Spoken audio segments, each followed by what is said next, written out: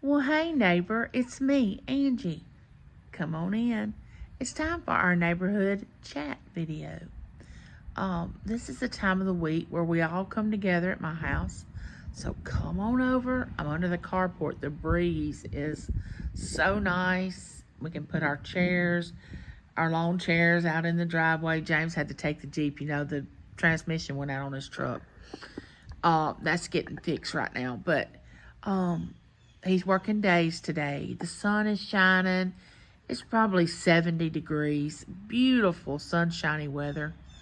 I'm just trying to just soak it all in and enjoy the moment and embrace life and the beauty of it. Do you ever do that? Do you ever just stop and just look around you and see the beautiful things that we have here on this place that we call Earth where we live? Or are you running around so busy that you don't pay attention to anything or anyone? It's all about the next thing you have to do. We always think we have to do something. But unless it's a 911 situation, we really don't have to do anything but try to enjoy our life. Try to embrace ourselves and who we are and who other people are. And somehow we don't seem like we can do that. And I say we because I've done things like that myself. It's taken me many, many years to grasp the concept of allowing the day to just be what it's supposed to be.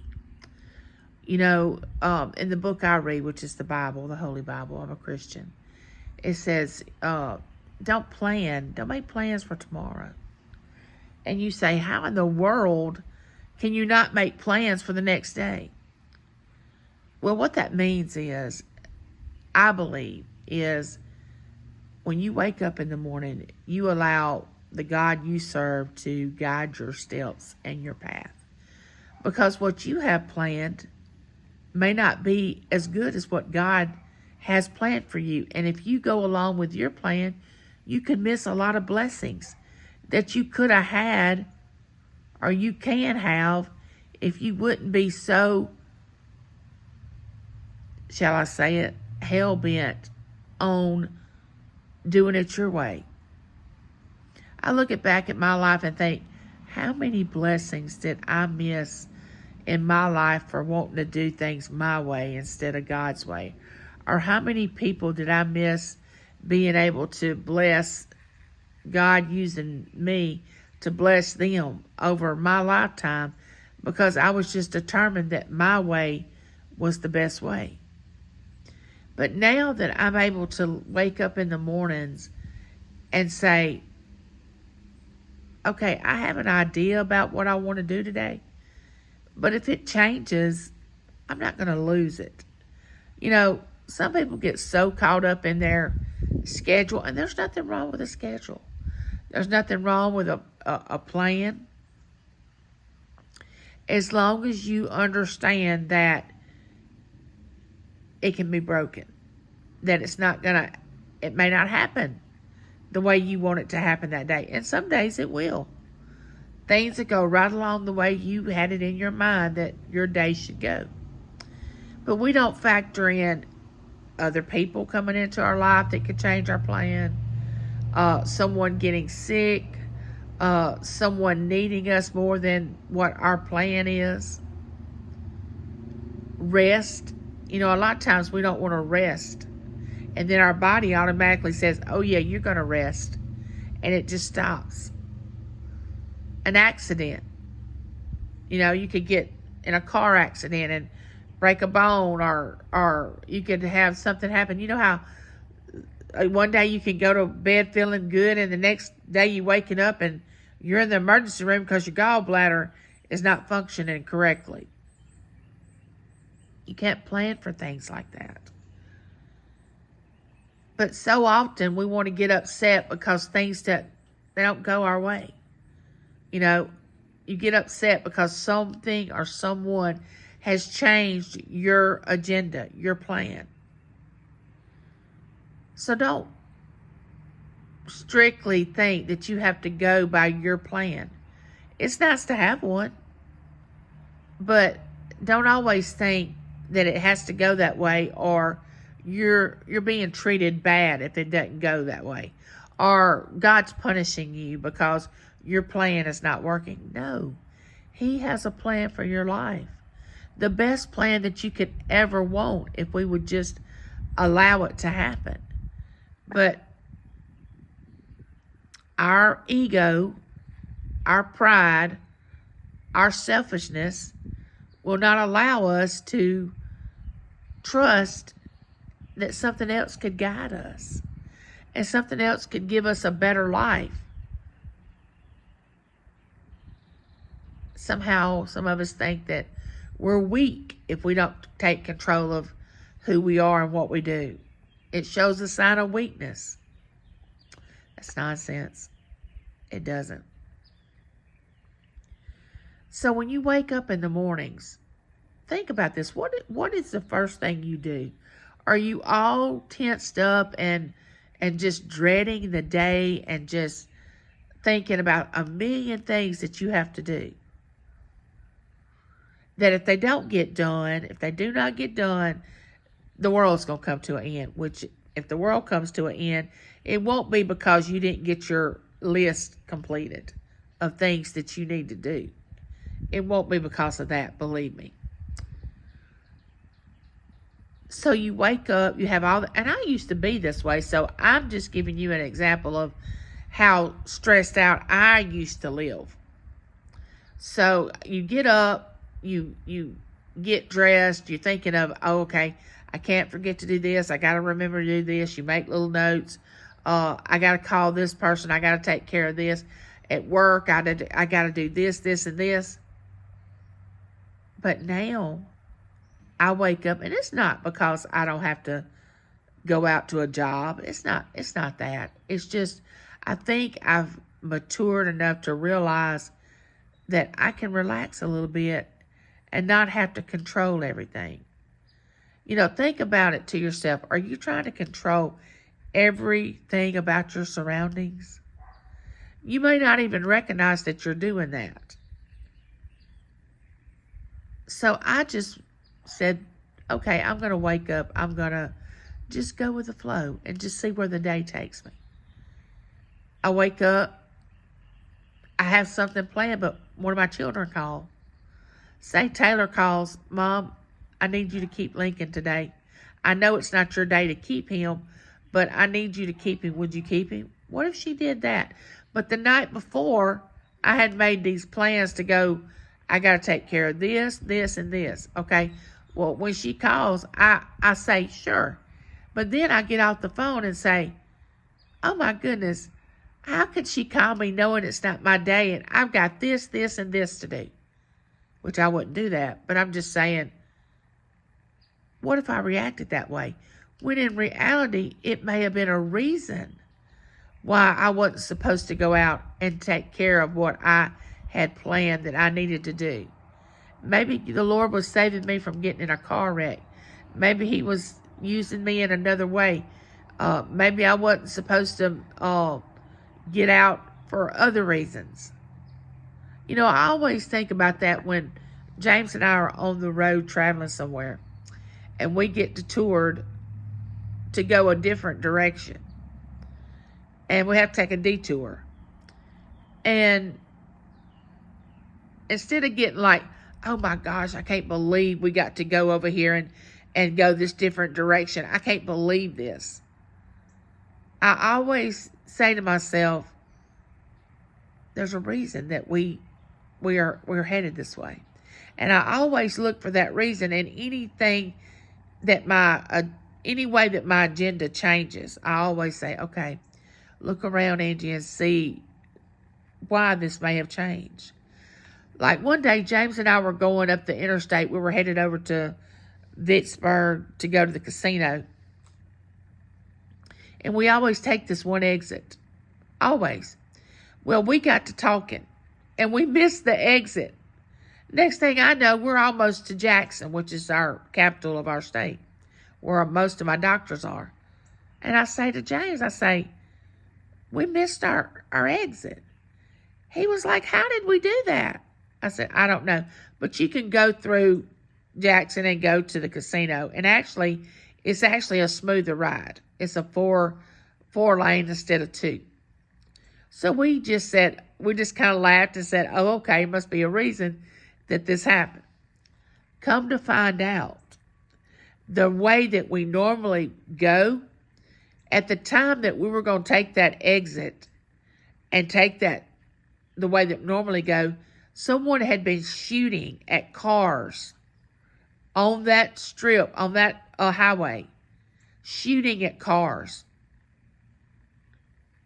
And I'm thinking, God, He caused that to happen. He caused us to get distracted and miss that exit, because what if James and I would have took that exit, went that way, and our car would have got shot into? And I would have got shot, or he would have got shot.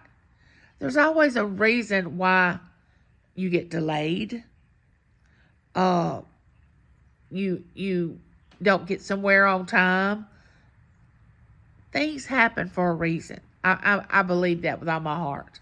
Now, you may not believe it, but I've lived long enough that things have happened to me that I would think, why am I having to go this direction? Or why is it taking so long to get to here? Or why is this car going so slow and I'm having to tag along behind them? And I figured out it's mostly for my protection. Instead of passing the car that's in front of me and getting ahead of them and trying to get angry because they won't speed up, I'm like, well, maybe I'm being slowed down for a reason. Let me look around and think about this. But no, we get so busy in life.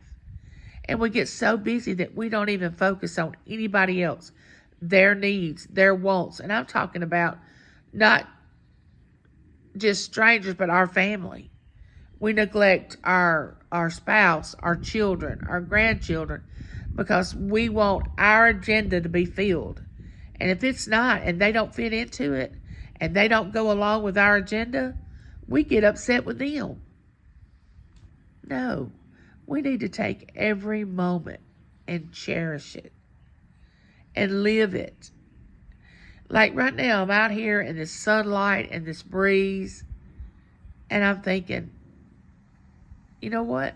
I have clothes in there that need to be folded. I have to think about what James and I are going to have for supper tonight. But you know what? Those things will be taken care of. The world's not going to come to an end if I don't fold those clothes. And if James and I have to have a sandwich, or if we have to have something different than me cooking a 3-course meal, then so be it. So many times we put things in the wrong perspective. And we see things in the wrong perspective. We don't try to say, let's just take a deep breath and let's just have a plan. But if something comes against it and we have to go a different direction, don't get so angry. Don't get mad when things have to change during your daily plans. Look at it as number one, as a gift, as an opportunity to bless someone else. Don't be in such a hurry when you go into a store or an establishment, running all over people, trying to get what you need and not focus to see the people around you. There may be a need in that grocery store for someone, because when James and I go into somewhere like that, we're talking and we're noticing people. And if you really notice people are struggling, especially in this day and time in our economy and the way the world is. I mean, I would hate to know I had 4 children at home and James and I had to feed 4 children. I mean, groceries are just crazy. But you can go into a grocery store, and if you are really just taking your time and paying attention, you see people struggling. And you know that they're burdened and sad and depressed. You know, you might want to look at them and just say a little silent prayer for them, or ask God to bless them, or ask God what you can do for them at that moment. You know, James and I always like to, when we get in the line, if somebody has groceries or whatever, we say, oh, just add that to our ticket. Just add what they're buying to ours. Or when somebody's buying gas at a gas station, oh, I got it. You know, or if you're at a fast food place and you pull up to get your food, say, I want to pay for the car behind me. I mean, to me, that brings so much joy into my life for us to be able to do that. Now, have James and I always been able to do that financially? No. We had 2 children that we had to raise, and then there was college, and it was a lot of expense. But now we're able to do more, and it's such a good feeling. And if you can't do that much, just speak to someone. Greet them with a smile. Ask them how they're doing. Hold the door open for them at an establishment. People do not communicate like that anymore. They just walk around like they're so angry at the entire world. And I don't understand why. I don't understand why people can't get along with each other, even though we don't think the same way. That's another thing I don't understand. We don't have the same beliefs. We don't have the same political beliefs. We don't have the same religious beliefs. We don't have the same moral beliefs. But why can't we just understand that people are people? And if you are the one that's bringing forth love and the other person is not, that's not on you. That's on them. Now, I understand sometimes people can be provoked and attacked and made to really have to stand up for themselves, like bullying. Of course, you have to stand up for yourself. But just going through a regular day when you see someone, you know, most people don't even want to make eye contact with another person. They just go through their day, through the hustle and bustle. You know, hustle and bustle used to be at Christmas time. But now it's all year long. I'm going to get you before you get me. That kind of mentality.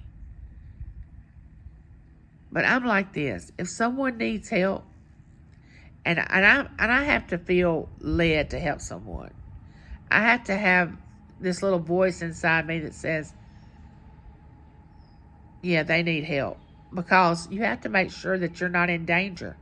Because sometimes if I get that red flag, like, no, I know they appear that they need help, but something's not right. You need to listen to that little voice inside you that says, don't approach them. It's somebody else's place to do it. Don't do it. There's always somebody out there that you can help, you can bless, you can encourage, you can smile at them, wish them a good day, ask them, are they okay? But a lot of people don't want to do that. A lot of people are so angry at the way this world is going that they don't even want to talk to people. They don't even want to be around people because they think everybody is bad and evil and selfish and self-centered, but everybody's not. You know, you're supposed to love the ones that's unlovable. That's the first thing you have to do.